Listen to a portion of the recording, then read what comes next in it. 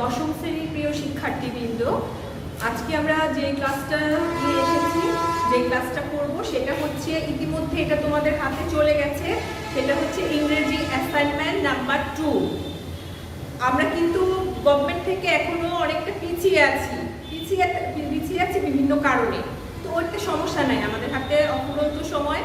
তবে এর মধ্যে আমার একটা অভিযোগ আছে, যেটা কমপ্লেইন আছে তোমাদের কাছে, মানে তোমাদের কাছ থেকে যতটুকু আশা করছি ততটুকু, মানে প্রত্যাশা যতটুকু, প্রাপ্তিটা ততটুকু হচ্ছে না।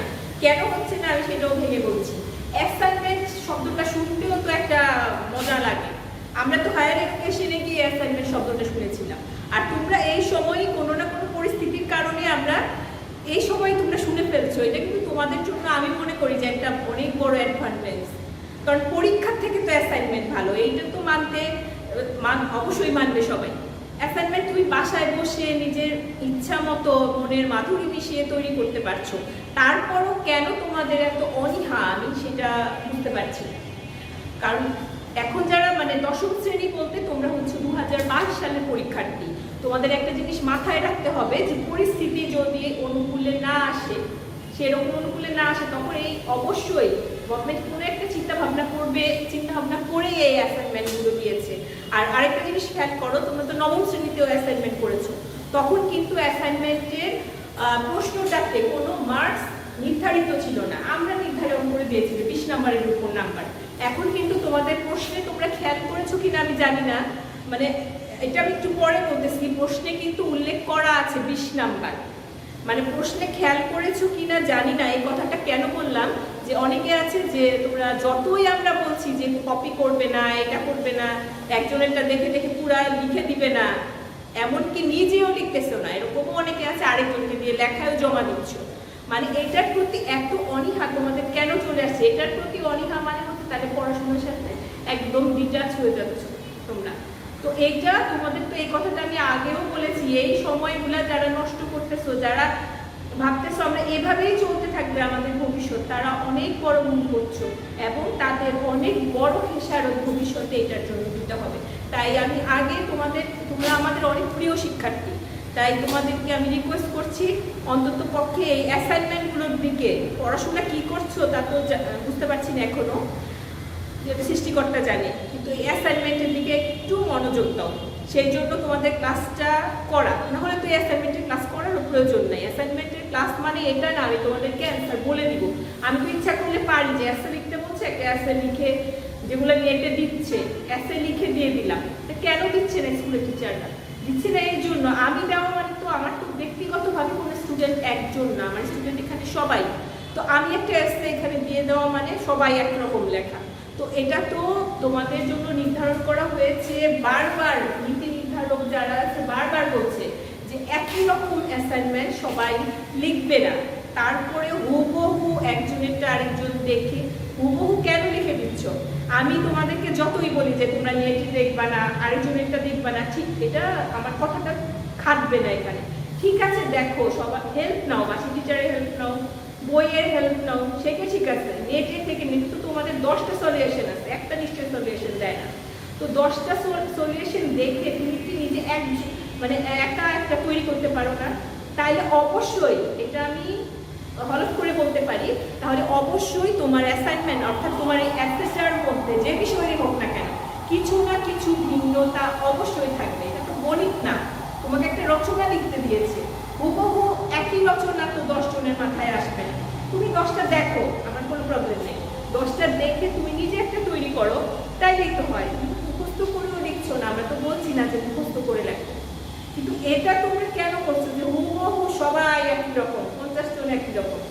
আমি এই ক্ষেত্রে আবারও তোমাদেরকে সতর্ক করে দিচ্ছি, আমি টিচার, আমি তোমাদের টিচার, আমি তোমাদের শুভাকাঙ্ক্ষী, ওয়েল উইশার, যাই বলো, আমি ভালো চাই, কিন্তু যাই মনে করো, সেই জন্য বারবার এই জায়গাটা থেকে সরে আসতে বলছি, ঠিক আছে?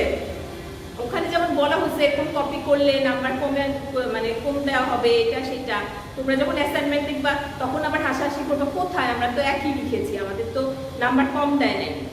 কারণ টিচারের পক্ষে সম্ভব না, একজন টিচারের পক্ষে তোমরাও জানো সম্ভব না এত কিছু ঘাটাঘাটি করে এটা করা, মানে কারেকশন করা। আবার সম্ভব না, আবার সম্ভবও, আমরা ইচ্ছা করলে সবই পারি, কিন্তু ওই যে একটু আগে বলেছি তোমাদের প্রতি তো আমাদের অনেক সিম্প্যাথি, চাই না যে আমার একটা স্টুডেন্ট খারাপ রেজাল্ট করুক, সেই জন্য হয়তো করি না। তো সেই সুযোগটা তোমরা নিও না, এটা তোমাদের বিবেকের কাছে, বিবেকের দায়, তোমাদের বিবেকের কাছে ছেড়ে দিলাম, সেটা তোমাদেরই লাভ হবে। তোমরা যখন ভালো ভালো রেজাল্ট করবে, আমরা হয়তো ক্ষণিকের জন্য একটু টিচাররা খুশি হব, মানে কিছুক্ষণের জন্য, কিন্তু এই ফলাফলটা তো সারা জীবন তোমাদের সাথেই থেকে যাবে, আমার সাথে ব্যক্তিগতভাবে থাকবে না। তাই তোমাদের কাছে অনুরোধ রইল, এই অ্যাসাইনমেন্টগুলোর প্রতি প্রত্যেকটা বিষয়, আমি শুধু ইংরেজির কথা বলছি না, প্রতিটা বিষয়ের প্রতি একটু যত্নশীল হয়ে অ্যাসাইনমেন্টগুলো তোমরা লিখো। তোমরা তো সাফিসিয়েন্ট সময় পাচ্ছ এখন, ওই সময়গুলো বাজে কাজে নষ্ট না করে এখানে একটু সময় দাও, ঠিক আছে? তো আজকে যে তোমাদের অ্যাসাইনমেন্ট 2 ইংরেজি, যেটা প্রথমটা তো ক্লাস হয়ে গেছে, সেকেন্ড যেটা অ্যাসাইনমেন্ট সেখানেও কিন্তু একটা এসে দেওয়া হয়েছে। আর মজার বিষয় হচ্ছে এখানে তোমাদের যে ইউনিট 4 থেকে মানে 4 রিলেটেড সবগুলো জিনিস কিন্তু তোমাদের ইংলিশ ফর টুডে বই, অর্থাৎ তোমাদের যে টেক্সট বুক, সেই বইয়ের রিলেটেড জিনিসগুলো দেওয়া হচ্ছে। এটাও কিন্তু ইউনিট 4 এর সাথে রিলেটেড আছে। যেমন অ্যাওয়ারনেস, পিপলস অ্যাওয়ারনেসের কথা বলা হয়েছে, অর্থাৎ আমাদের সচেতনতার কথা। তো এখানে যে টপিকটা দেওয়া হয়েছে, টপিকটাও তো খুব সুন্দর, খুব সুন্দর। কঠিন কিছু তোমাদেরকে একইও বলতে পারবে না আমাদের মাথায় কঠিন কিছু চাপাই দিছে ম্যাডাম, কিছুই বুঝি না, এরকম কোনো অ্যাসাইনমেন্ট কোনো ক্লাসেই দেওয়া হয়নি। তো এখন যে অ্যাসাইনমেন্টটা দিয়েছে সেটার টাইটেলটাও, মানে যে টপিকটা দেওয়া হয়েছে সেটাও খুব সুন্দর। সেটা হচ্ছে কি, টাইটেলটা কি হবে? টাইটেলটা people's awareness to fight Covid in Bangladesh, অর্থাৎ বাংলাদেশের নাগরিকরা কিভাবে যে বর্তমান পরিস্থিতি কোভিড, করোনা ভাইরাস, এটা মোকাবেলা করার জন্য আমাদের কি কি সচেতনতা, মানে আমাদের সমস্যাগুলো কি কি, আর সচেতনতা, এই জন্য আমরা একজন রেসপন্সিবল, আমরা দায়িত্বশীল নাগরিক হিসেবে আমাদের কি কি করা উচিত, সেই জন্য একটা তোমাদের কাছ থেকে সেজন্য একটা আর্টিকেল চেয়েছে, একটা রচনা চেয়েছে। আবার উল্লেখও করে দিয়েছে 300 ওয়ার্ড, অর্থাৎ 300 বার এখানে ইউজ করবে তুমি। তো আবার অনেকের কথা থাকে একদম 300 ওয়ার্ড, ম্যাডাম 300 বেশিও হতে পারে, কম, একটু কম বেশি হলে কোনো প্রবলেম নাই। টিচাররা তো, তোমরা তো বুঝো, টিচার তোমাকে গুনে গুনে 300 বার গুনে টিচার খাতা দেখবে না, কিন্তু টিচারদের কিন্তু একটা অ্যাজাম্পশন আছে, খাতা দেখলেই বুঝতে পারে যে এখানে 300 বার হয়ে গেছে। যখন দেখবা যে খুব বেশি, বাসায় বসে বসে লিখবে দেখে 400-তে চলে গেলা, সেটারও দরকার নাই। আবার একদম লিখতে ইচ্ছা করে না, জমা দেওয়া দরকার, দিলাম 100 লিখে দিলা, সেটাও করবে না। মানে 300 থেকে কিছু কম কিছু বেশি হলে কোনো প্রবলেম নাই। এখানে আরেকটা কথা বলছি, তোমাদের যেখানে প্রবলেম হয় এসে, তোমরা এতদিন স্কুলে সিলেবাসে লেখা ছিল কম্পোজিশন, এখানে একটু সূক্ষ্ম পার্থক্য আছে কম্পোজিশন আর এসের ভিতরে, যে সেটা হচ্ছে যে কম্পোজিশন আর এসে কিন্তু প্রায় সিমিলার জিনিস। প্যারাগ্রাফ একরকম, প্যারাগ্রাফ কি, একটা প্যারা, একটা অনুচ্ছেদ, একটা প্যারার বাইরে তুমি যেতে পারবে না। আর এসে প্লাস কম্পোজিশনটা আরও সিমিলার, সেটা হচ্ছে কম্পোজিশন লেখার সময় আমরা কোনো আউটলাইন অর্থাৎ থিংস ব্যবহার করে লেখার কোনো দরকার নেই, তুমি প্যারা প্যারা করে লিখে যাও, একাধিক প্যারার সমন্বয়ে যেটা হয় সেটাই হচ্ছে কম্পোজিশন। আর এসের সাথে এটার যে সূক্ষ্ম একটা পার্থক্য সেটা আমি বলে দিচ্ছি, এটা হচ্ছে পয়েন্ট, আমরা পয়েন্ট আউট করে, আগে যে দেখতে না রচনা ছিল আগে, মানে আমরা যখন পড়াশোনা করতাম তখন এসে, তখন কিন্তু কম্পোজিশন শব্দটা আমরা ইউজ করিনি, এসে শব্দটাই বেশি ইউজ করতাম। তার মানে ওটার পার্থক্যটা কি, সেখানে আমরা বিভিন্ন পয়েন্ট দিয়ে দিয়ে লিখতাম। তোমরাও এসেটা ওইভাবে লিখলেই সবচেয়ে বেশি সুন্দর হবে, ঠিক আছে? তো এখানে তোমাদের আরো যে প্রশ্নটা দিয়ে দিয়েছে, তোমরা দেখেছো কিনা আমি জানি না, প্রশ্নের মধ্যে হিংস গুলা পর্যন্ত দিয়ে দিচ্ছে। হিংস মানে কিছু প্রশ্ন দেওয়া হয়েছে, প্রশ্ন মানে এটা না যে প্রশ্নের উত্তর লিখতে হবে, এটা আনসার করতে হবে না, তোমার এসেতে এই জিনিসগুলো যেন থাকে সেই জন্য খুব সুন্দর করে পয়েন্ট আউট করে দেওয়া হয়েছে যে এই জিনিসগুলা তোমার এসেতে থাকতে হবে। আমি একটু বলছি, দেখো, হাউ, প্রথমটা আছে how do people behave in public places and in public transport, মানে বলছে যে করোনাকালীন সময়ের কথা সবসময় মনে রাখবে, এখানে আমাদের এই সিচুয়েশন, বর্তমান সিচুয়েশনের উপরে লিখতে হবে। এই সিচুয়েশনে ট্রান্সপোর্ট, আমরা যে ট্রান্সপোর্ট ব্যবহার করছি, যতই লকডাউন দেখ বা লকডাউন উঠিয়ে দিচ্ছে জীবিকার তাগিদে, কারণ এইভাবে লকডাউন বসে থাকলে আমরা যেহেতু অত উন্নত দেশ না, আমরা উন্নয়নশীল দেশ, আমাদের পক্ষে এত সব কিছু অর্থনৈতিক কাজ বন্ধ করে ঘরে বসে থাকা সম্ভব না, সেই জন্য আমাদেরকে কি করতে হয়, জীবিকার তাগিদে যাতায়াত করতে হয়, কিন্তু এই ট্রান্সপোর্টগুলো আমরা কিভাবে ট্রাভেল করছি, এই যে আমাদের বিহেভিয়ারগুলো, এগুলো সম্পর্কে লিখবা। লিখে আবার এটাও তুমি সলিউশনও দিবা যে আসলে আমাদের কি করা উচিত। অনেক কিছু আছে যে অনুচিত, আমরা জানি এটা করা উচিত না, তারপরও করে ফেলছি। এই জিনিসগুলো আমরা উল্লেখ করব। আবার কি করা, কিভাবে আমাদের চলতে হবে সেটাও আমাদেরকে উল্লেখ করতে হবে তোমার এসেতে। ওকে, তারপরে প্রশ্নতে হিংসা আছে, দেখো, do people maintain social distancing during the lockdown due to কোভিড-19? বলছে যে সামাজিক দূরত্ব, লকডাউনের সময় আমরা সামাজিক দূরত্ব রাখার কথা যে বলছে, শারীরিক দূরত্ব, সামাজিক দূরত্ব না, আমার কাছে মনে হয় কথাটা শারীরিক দূরত্ব হলেই ভালো। আমরা সামাজিক দূরত্ব বলতে তো আমরা একজন আরেকজনের সাথে সম্পর্ক ছেদ করার কথা বলা হয় নাই, এখানে ফিজিক্যালি ডিস্টেন্সের কথা বলা হয়েছে। সেটা কিরকম হওয়া উচিত আর আমরা কিরকম করি, কিভাবে মেনটেন করছি বাংলাদেশে, তো সেই কথাটা উল্লেখ করতে হবে। এরপর আছে how do people behave while moving from one place to another during festival? ইতিমধ্যে করোনা তো সেই 2 বছর, প্রায় 1.5 বছর ধরে শুরু হয়েছে, এর মধ্যে অনেকগুলো ফেস্টিভ্যাল চলে গেছে আমাদের, তাই না? তো আমরা তো বাঙালিরা আর উৎসবে মেতে থাকতে পছন্দ করি, আমরা উৎসব পালন করব, ঠিক আছে, কিন্তু সেটা কিভাবে করোনাকালীন সময় আমাদের কিভাবে পালন করা উচিত, আমরা কিভাবে করছি, সেই জিনিসগুলো তোমার এসেতে আসতে হবে। এরপর আছে what would be the impact of such behavior? এবার বলেছে যে আমরা যে এই আচরণগুলো করছি, আমাদের বাঙালি হিসেবে অনেক বদনাম আছে, মানে আমরা সচেতন না, আমাদের সচেতনতার অভাব যে এই যে বিহেভিয়ারগুলো করছি, ইম্প্যাক্ট মানে প্রভাব, এর ফলে আমাদের দেশে এই পরিস্থিতিতে কি কি প্রভাব পড়ছে সেই জিনিসটা তোমার এসেতে থাকতে হবে। এরপর আছে what would you do as a responsible citizen of the country to prevent such behavior? এইবার আমরা সবচেয়ে ইম্পর্টেন্ট পয়েন্টে চলে আসবো শেষের দিকে, যে এখন ঠিক আছে আমরা যা করি বা যা করা উচিত সেটা বুঝলাম, এটা এসেতে লেখা শেষ। এবার শেষে আসবা যে একজন রেসপন্সিবল, একজন দায়িত্বশীল নাগরিক হিসেবে আমার আসলে কি কি করা উচিত, ঠিক আছে। এরপরে আমরা ছোট্ট একটা কনক্লুশন দিই। আমি এই এসের জন্য তোমাদের কয়েকটা পয়েন্ট দিয়ে দিচ্ছি, যে পয়েন্টগুলো, এটা হচ্ছে আমার স্যাম্পল, আমি বলছি না যে এভাবেই সবাইকে লিখতে হবে, এই কথা আমি একবারও বলি নাই। তো এই পয়েন্টগুলো জাস্ট তোমাদের একটা ধারণা দেওয়ার জন্য যে তোমরা এভাবে সাজাতে পারো তোমাদের এসেটা। সেটা হচ্ছে introduction, behave in public places and transport. প্রথমটা হচ্ছে ইন্ট্রোডাকশন, মানে ভূমিকা লিখতে হবে। এরপর behave in public places and transport, মানে আমাদের আচরণটা পাবলিক প্লেসে আর ট্রান্সপোর্টে আমাদের আচরণটা কিরকম হওয়া উচিত বা কিরকম সেই সম্পর্কে লিখবা সেকেন্ড পয়েন্টে। থার্ড পয়েন্ট, এই পয়েন্টগুলো কিন্তু আমি নিজে থেকে মন করা না, এই পয়েন্টগুলো, এই প্রশ্ন হিংসগুলো কিন্তু তোমার প্রশ্ন দেওয়া আছে, মানে এই পয়েন্টগুলো তোমার এর সাথে থাকতে হবে। এরপর সোশ্যাল ডিস্টেন্স, সামাজিক দূরত্ব সম্পর্কে কোনো কথা, কিছু কথা তোমাকে লিখতে হবে।